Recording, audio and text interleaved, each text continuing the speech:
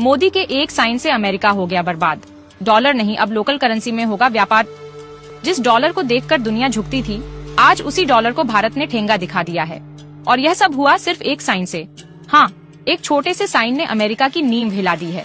वो दौर गया जब भारत सिर्फ सुनता था, अब भारत करता है, वो भी अपने रूल्स पर। अब जरा सोचिए, वो डॉलर जिसे देखकर देशों की सरकारें कांप जाती थीं, आज भारत ने उसे किनारे कर दिया है। और यह सब ऐसे हुआ जैसे कोई फिल्म का क्लाइमेक्स हो। बिना कोई बम गिरे, बिना कोई गोली चले, बिना कोई युद्ध हुआ।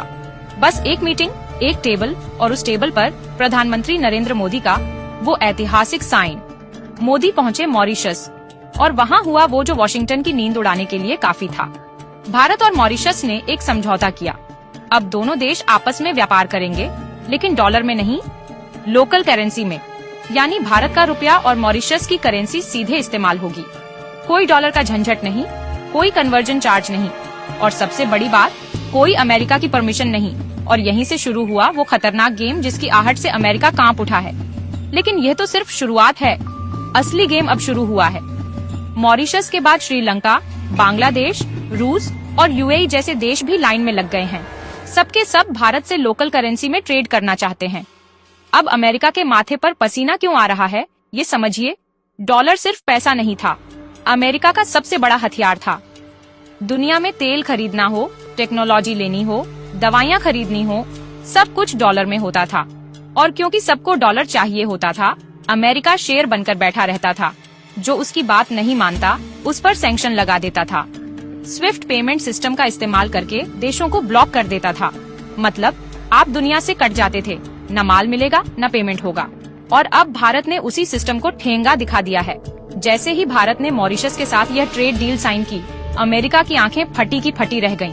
और जब पता चला कि श्रीलंका, बांग्लादेश और यूएई भी इसमें शामिल हो रहे हैं, तो अमेरिका ने धमकी दी कि अगर तुमने डॉलर छोड़ा तो हम 150% टैक्स लगा देंगे। लेकिन भारत चुप रहा। कोई प्रेस कॉन्फ्रेंस नहीं, कोई विरोध नहीं, बस मुस्कान और अगला चालाक कदम। भारत ने क्या किया, F-35 फाइटर जेट का ऑफर ठुकरा दिया। अमेरिका बेचने को बेताब था, लेकिन भारत ने साफ कह दिया, धन्यवाद, हमें जरूरत नहीं। अमेरिका से तेल की खरीद कम कर दी और रूस से सस्ता तेल लेना फिर से शुरू कर दिया। लेकिन इसके बाद भी भारत नहीं रुक। अब तो खेल और भी बड़ा हो गया है। भारत और रूस मिलकर डिजिटल करेंसी नेटवर्क बना रहे हैं। भारत का डिजिटल रुपया और रूस का डिजिटल रूबल एक साथ।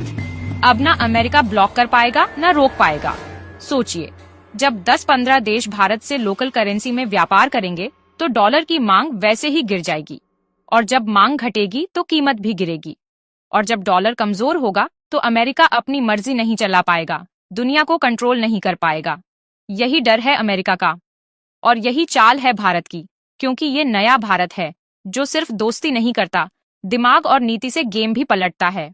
और अब यह साफ हो चुका है कि आने वाले वक्त में भारत की विदेश नीति सिर्फ अमेरिका की शर्तों पर नहीं, भारत की शर्तों पर चले।